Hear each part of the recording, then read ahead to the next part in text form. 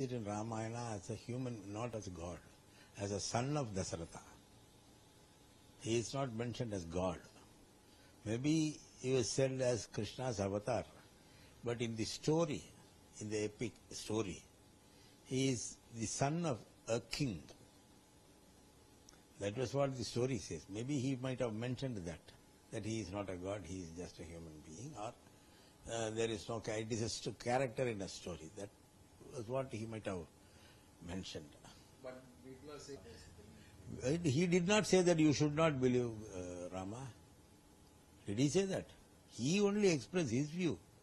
He has not stopped or opposed anybody using Rama as their God, thinking Rama as their God. He had not said anything about that.